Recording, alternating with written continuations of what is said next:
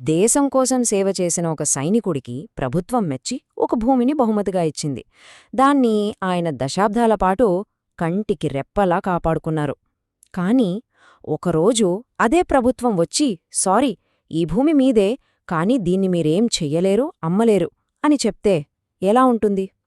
ఈ విశ్లేషణలో ఒక మాజీ సైనికుడు తన హక్కు కోసం చేసిన సుదీర్ఘమైన ఒక 30 ఏళ్ల పోరాటాన్ని లోతుగా చూద్దాం. దేశ సేవకు ప్రతిఫలంగా ఇచ్చిన బహుమతికే ప్రభుత్వమే తాళం వేస్తే ఆలోచించండి.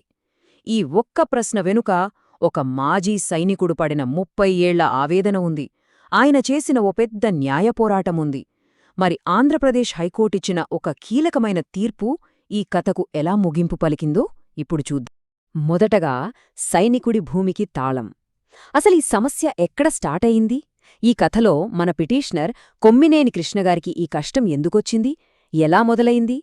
కొమ్మినేని కృష్ణగారి కథ 1993లో మొదలైంది. ఆయన సైనిక సేవకు గుర్తింపుగా విశాఖపట్నం దగ్గర ప్రభుత్వం 5 ఎకరాల భూమి కేటాయించింది.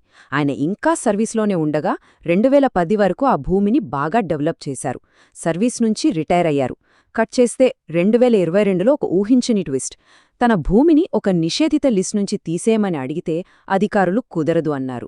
ఇక అక్కడే అసలు న్యాయ పోరాటం మొదలైంది. చివరికి 2025లో హైకోర్టు తుది తీర్పిచ్చింది. అసలు విషయమేంటంటే, ప్రభుత్వం ఆయనకిచ్చినప్పుడు ఆ భూమి బీడు భూమి, మొత్తం పిచ్చిమొక్కలు పొదలతో సాగుకు ఏమాత్రం పనికిరాకుండా ఉండేది. పిటిషనర్ తన సొంత డబ్బుతో చాలా కష్టపడి దాన్ని సాగుకు యోగ్యంగా మార్చారు. దానికి సంబంధించి డీఫామ్ పట్టా, పాస్బుక్లు, ఇలా అన్ని చట్టపరమైన డాక్యుమెంట్లు ఆయన దగ్గరే ఉన్నాయి. మరి అంతా సవ్యంగా ఉన్నప్పుడు అసలు సమస్య ఎక్కడొచ్చింది?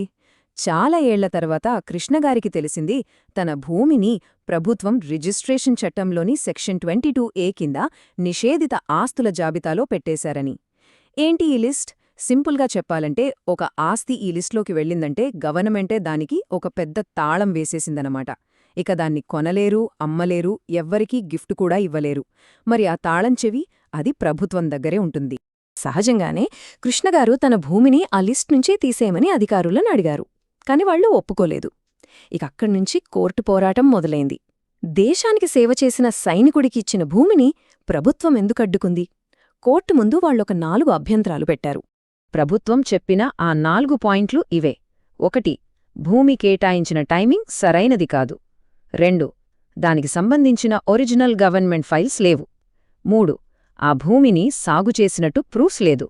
ఇక చివరిగా 4వది, ఆ భూమి మీద ఒక స్పెషల్ ఇన్వెస్టిగేషన్ టీం అంటే సిక్ విచారణ జరుగుతోంది.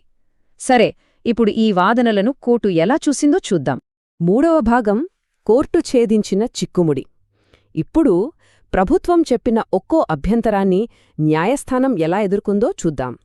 ఇది కేవలం ఒక లీగల్ ఆర్గ్యుమెంట్ కాదు, ఒక పౌరుడికి ప్రభుత్వానికి మధ్య జరిగిన ఒక పెద్ద పరీక్ష. ప్రభుత్వ ఫస్ట్ అబ్జెక్షన్ భూమి కేటాయించిన టైమింగ్ గురించి. 1993లో కృష్ణగారికి ల్యాండ్ ఇచ్చేటప్పటికి ఆయన ఇంకా సర్వీస్లోనే ఉన్నారు. కానీ 1963 నాటి పాత రూల్ ప్రకారం సైనికులు సర్వీస్ నుంచి పూర్తిగా రిటైర్ అయ్యాకే వాళ్ళకి భూమి ఇవ్వాలి. సో ఈ కేటాయింపే రూల్స్కి విరుద్ధం అనేది వాళ్ల వాదన. అయితే ఇక్కడే కోర్టొక ఇంట్రెస్టింగ్ పాయింట్ రైజ్ చేసింది. ప్రభుత్వమేమో 30 ఏళ్ల నాటి పాత జీవో పట్టుకుని వాదిస్తోంది. కాని కోర్టు 2022లో వచ్చిన కొత్త గైడ్లైన్స్ని చూసింది. ఈ కొత్త రూల్స్ ప్రకారం సైనికులు ఎప్పుడు డిశ్చార్జ్ అయ్యారన్నది అసలు మ్యాటరే కాదు. భూమి కేటాయించిన 10 ఏళ్ల తర్వాత దాన్ని అమ్ముకునే హక్కు వాళ్లకుంటుంది. అందుకే ఆ పాత జీవో పట్టుకుని వాదించడం నిలవదు అని కోర్టు తేల్చేసింది. ఇక రెండో అభ్యంతరం. ఇది మనకు గవర్నమెంట్ ఆఫీసుల్లో చాలా కామన్గా వినిపించే మాట. భూమి కేటాయింపుకు సంబంధించిన ఒరిజినల్ ఫైల్ అంటే డిఆర్ ఫైల్ వాళ్ల దగ్గర లేదట. అందుకే ప్రొసీడ్ అవ్వలేమని ప్రభుత్వం వాదించింది. ఈ పాయింట్ మీద కోర్టు చాలా స్ట్రాంగ్గా రియాక్ట్ అయింది. ప్రభుత్వం చేసిన తప్పుకు ఒక పౌరుడిని శిక్షించలేరు అని చాలా స్పష్టంగా చెప్పింది. రికార్డులు భద్రంగా దాచుకోవాల్సిన బాధ్యత ప్రభుత్వానిది, అంతేకాని పౌరుడిది కాదు. పైగా ఆయన దగ్గర పట్టాదార్ పాస్బుక్లు, 1B రిజిస్టర్ లాంటి అన్ని అఫీషియల్ డాక్యుమెంట్లు ఉన్నప్పుడు మా దగ్గర ఫైల్ మిస్ అయింది అనే సాకుతో ఆయన హక్కును ఎలా కాదంటారు? ఇది కరెక్ట్ కాదని కోర్టు స్పష్టం చేసింది. ఇక మూడో వాదన. రూల్స్ ప్రకారం సర్వీస్లో ఉన్న సైనికుడికి భూమి ఇస్తే వాళ్ల ఫ్యామిలీ మెంబర్స్ దాన్ని సాగు చెయ్యాలి. కానీ కృష్ణగారి ఫ్యామిలీ ఆ భూమిని సాగు చేసినట్టు ఆధారాలు లేవని, దీనికి 2022లో తహసీల్దారిచ్చిన ఒక రిపోర్టే ఆధారమని ప్రభుత్వం చెప్పింది. ఈ వాదనను కోర్టు చాలా వీక్గా కొట్టిపారేసింది. న్యాయస్థానం ఒక సింపుల్ లాజికల్ క్వశ్చన్ అడిగింది. 1993లో సాగు జరగలేదని చెప్పటానికి 2022లో ఇచ్చిన రిపోర్ట్ ఎలా ఆధారమవుతుంది? 30 ఏళ్ల తర్వాత వచ్చి చూసి అప్పుడు ఏం జరిగిందో చెప్పడం ఎంతవరకు సమంజసం? ఆ టైంలో సాగు జరగలేదని నిరూపించాల్సిన బాధ్యత ఆరోపణ చేస్తున్న ప్రభుత్వం మీదే ఉంటుంది. కాని వాళ్లు ఏ ఆధారమూ చూపలేకపోయారని కోర్టు చెప్పేసింది. మొదటి 3 ఆర్గ్యుమెంట్స్ వీగిపోయాయి. ఇక ప్రభుత్వం తన చివరి అస్త్రాన్ని ప్రయోగించింది. 4వ అభ్యంతరం. ఈ భూమి మీద ఒక స్పెషల్ ఇన్వెస్టిగేషన్ టీం అంటే సిట్ విచారణ జరుగుతోందని, అది పూర్తయ్యే వరకు ఏమీ చెయ్యలేమని వాదించింది. వినడానికి ఇది చాలా సీరియస్గా, చాలా బలమైన కారణంగా అనిపిస్తోంది కదా? అవును, వినడానికి ఇది చాలా స్ట్రాంగ్ పాయింట్. కానీ ఇక్కడే అసలు కథ బయటపడింది. ప్రభుత్వం చెప్పిన సిట్ విచారణ మెమోను జడ్జిగారు చాలా జాగ్రత్తగా పరిశీలించారు. ఆ పరిశీలనలో ఒక ఆశ్చర్యకరమైన, చెప్పాలంటే ఒక షాకింగ్ నిజం తెలిసింది. అసలు విషయం ఏంటంటే, ప్రభుత్వం చెప్పిన సిట్ విచారణకు మన పిటిషనర్ కృష్ణగారికి ఏమాత్రం సంబంధమే లేదు. ఆ విచారణ కె. అప్పారావు, వి. సన్యాసిరావు అనే వేరే ఇద్దరిమీద జరుగుతోంది. ఎక్కడో ఎవరో ఇద్దరిమీద జరుగుతున్న విచారణను సాకుగా చూపి, ఇక్కడ ఏ సంబంధం లేని కృష్ణగారి హక్కును అడ్డుకోవడాన్ని కోర్టు తీవ్రంగా తప్పుబట్టింది. దీన్ని సిట్ విచారణ అనే ముసుగులో దాక్కోవడం అని న్యాయస్థానం వ్యాఖ్యానించింది. ప్రభుత్వ 4 వాదనలను తోసిపుచ్చిన తర్వాత ఫైనల్గా న్యాయస్థానం తన తీర్పును వెలువరించింది. ఈ సుదీర్ఘ పోరాటానికి ఒక ముగింపు పలికింది.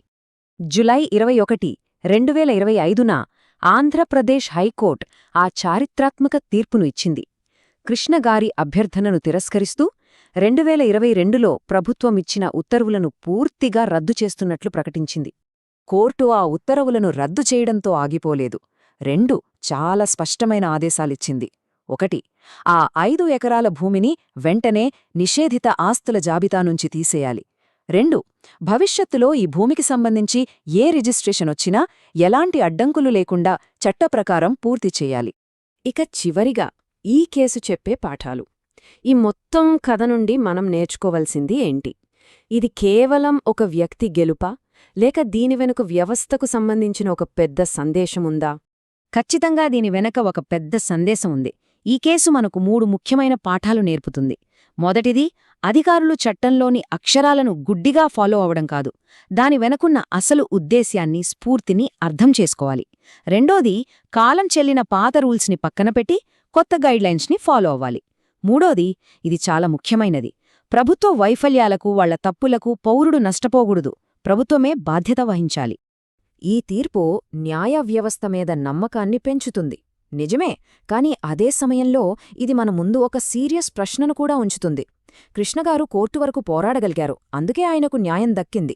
కాని ఇలాంటి పాత నియమాలు, అధికారిక తప్పిదాల వల్ల ఇంకా ఎంతమంది మాజీ సైనికుల భూములు ఇలాగే నిషేధిత జాబితాలో ఇరుక్కుపోయి ఉండొచ్చు? న్యాయం కోసం ప్రతి ఒక్కరూ ఇలాగే ఏళ్ల తరబడి కోర్టు మెట్లులెక్కాల్సిందేనా? ఇది మనందరం ఆలోచించాల్సిన విషయం.